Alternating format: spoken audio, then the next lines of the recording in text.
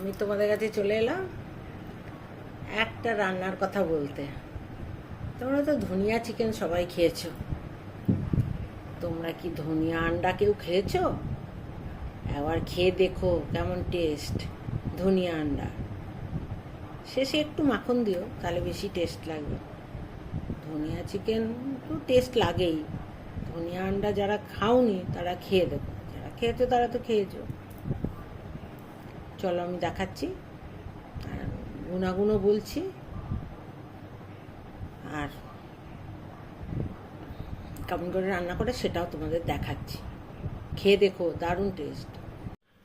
ধনিয়া আন্ডার জন্য আমি 1 মুঠো ধনেপাতা নিয়েছি, 4টে মুরগির ডিম নিয়েছি, আর ওই কাঁচা লঙ্কা নিয়েছি, একদম ঝিরিঝিরি করে কুচানো পেঁয়াজ নিয়েছি, মানে একটা বড় পেঁয়াজের হাফ ঝিরিঝিরি করে কুচিয়েছি, হাফ বড় করে।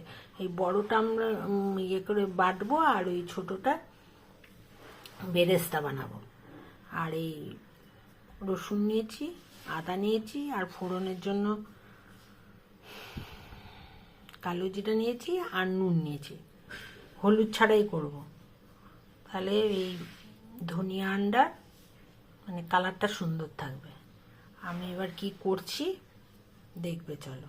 আগে আমি মশলাটা করে নিই। মশলাটা করবার জন্য আমি একটা মিক্সিং বাটি নিয়েছি, এর মধ্যে আগে থেকে একটু দিয়ে রেখেছিলাম।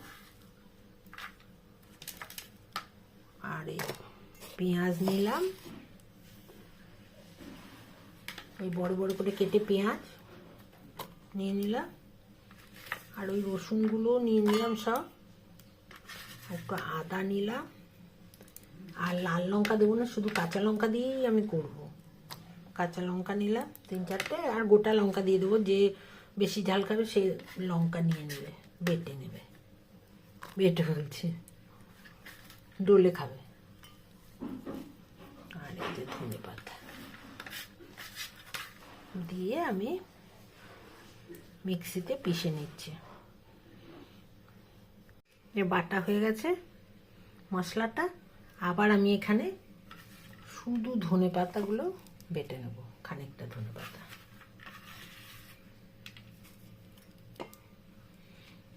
আর 2-3টে লঙ্কাও দিয়ে দেবো সঙ্গে। এটা আলাদা করে আমি বেটে নিচ্ছি। আমি কড়াইয়ের মধ্যে একটু তেল দিয়ে দিলাম, দিয়ে আমি প্রথমে একটু বেরেস্তাটা ভেজে নিচ্ছি। বেরেস্তা করে নেব, নিয়ে তারপরে আমি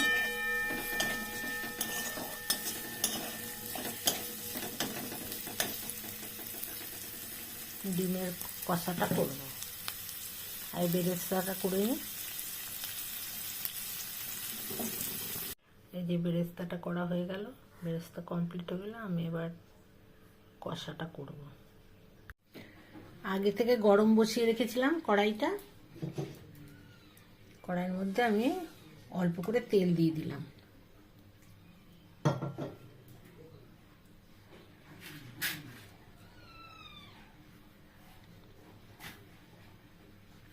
আমি কোনো হলুদের ব্যবহার কিন্তু করবো না, একটু নুন দিয়ে দিলাম।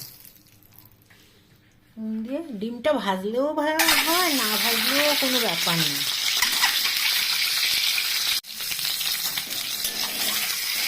একটু নেড়েই 1 সেকেন্ড নেড়েই আমি সব ডিমগুলোকে উঠিয়ে রাখছি।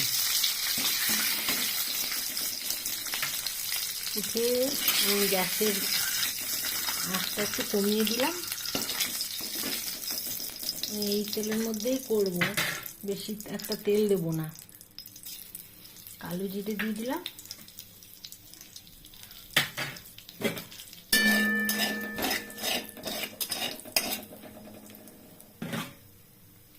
তারপরে এই যে মশলাটা বেটে রেখেছিলাম, পেঁয়াজ রসুন আদা আর লঙ্কা ধনে পাতা, সেটা আমি দিয়ে এবার আমি সুন্দর করে কষিয়ে নেব।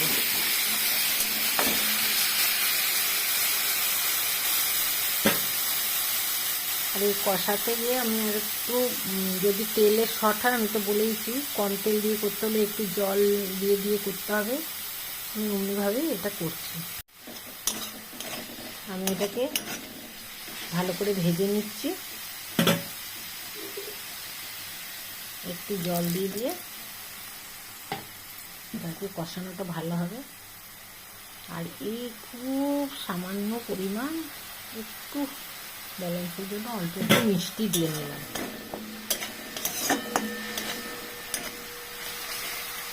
খুব টেস্টি ধনিয়া ডিম তোমরা এমনি করে করো।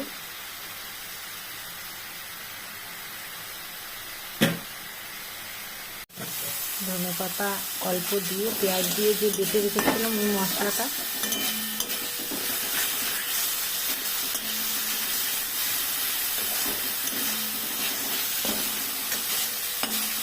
এই কষাটা করতে করতে আমি ধনেপাতার উপকারিতা বলছি।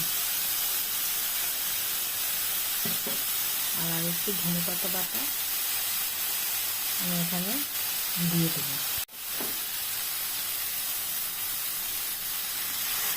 ধনেপাতা বাটা অল্প করে দিয়ে দিলাম। ধনেপাতা নিয়মিত খেলে, ধনেপাতার আমি গুণাগুণগুলো বলছি, তাতে ভাজা হতে হতে ধনেপাতার গুণাগুণগুলো বলছি।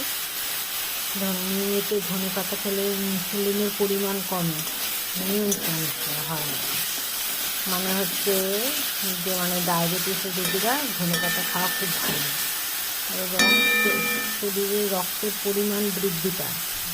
যাদের অ্যানিমিয়া রোগ আছে তারা এটা খেতে পারে, রক্তের পরিমাণ বৃদ্ধি পায়। তো এতে প্রচুর আয়রন আছে, আর আয়রন আছে বলে অ্যানিমিয়া মানে রক্ত পরিমাণ বৃদ্ধি পায়, সেটাকে বললাম আয়রন আছে বলে। অ্যানিমিয়া মানে রক্ত বৃদ্ধি পায় মানে অ্যানিমিয়া দূর করে। প্রচুর antioxidant, mineral, vitamin A, C থাকে, লিভারের কার্যকারিতা উন্নত করে, কোলেস্টেরলেরও মাত্রা নিয়ন্ত্রণ করে, ত্বক উজ্জ্বল রাখে, রক্তচাপ নিয়ন্ত্রণ করে, মানে প্রেশার কমায়। তাহলে এইটাকে ধনেপাতা খেলে প্রেশার, সুগার সব কিছুরই খুব ভালো হয়।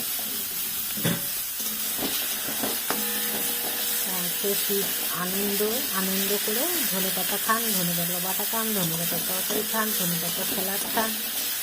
কারণ এখন তো সবারই প্রেশার, সুগার সবারই আছে। ধনেপাতা খেলে যদি কমে তাহলে ধনেপাতা খাওয়াটাই খুব ভালো। আমি এবার এর মধ্যে ডিমগুলো দিয়ে দিই, দিয়ে আমি অল্প করে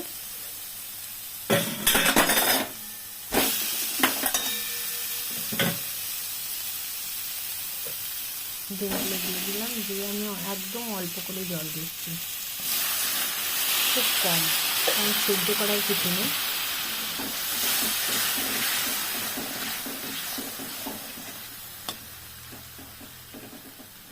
দিয়ে আমি একটু বাদে নামাবো, একটু ঢেকে রাখি, তবে নামাবার আগে কী কী দিচ্ছি দেখাচ্ছি। এতক্ষণ জল দিলাম, জলটা শুকিয়ে গেল। এইবার আমি নামাবার আগে ধনে পাতাটা দিয়ে দিলাম, আর একটু বেরেস্তা দিয়ে দিলাম, এই বেরেস্তাটা করে রেখেছি। এখন কি সুন্দর একদম সবুজ রঙ হয়ে গেছে। আর আমি এটা ঢাকবো না, তার কালারটা নষ্ট হয়ে গেলে। দেখতে কিন্তু দারুণ লাগবে। ধনিয়া দিয়ে আমি এবার 5 মিনিট স্ট্যান্ডিং টাইম দেবো, তারপরে আমি এটা পরিবেশন করে দেবো। কমপ্লিট হয়ে গেল আমার ধনেপাতা দিয়ে ডিমের কারি। আমি পরিবেশন করে দিলাম। দেখো দেখতে কত লোভনীয় লাগছে। আর একটু মাখন দিলাম পরিবেশনের সময়। তো এটা অপশনাল, তোমরা দিতেও পারো, নাও দিতে পারো। যারা মাখন খেতে পছন্দ করেন তারা এইটাতে মাখন দিলে খুব টেস্টি লাগবে। দেখো একদম স্বাস্থ্যসম্মতভাবে। ডিমেরও প্রচুর গুণ আছে আর ধনেপাতারও প্রচুর গুণ আছে। তার জন্য ধনেপাতাটা দেখলেই তো আমি খুব একটা বেশি কষালাম না, যাতে গুণটা নষ্ট না হয়, আর বেশি ফোটালামও না। দেখো এই লোভনীয় ডিমের কষা তোমরা নিজেরা একবার করে খাবে। ভাত, ডিম, পরোটা, লুচি যেটা দিয়ে খাবে সেটাতেই খুব টেস্টি হবে। তোমরা একবার নিজেরা করে খাও, খেয়ে দেখো, আর আমাকে বলো কেমন খেলে। তারপর আমি অন্য আবার রান্না নিয়ে তোমাদের কাছে আসবো। গুণসম্পূর্ণ ডিমের কারি।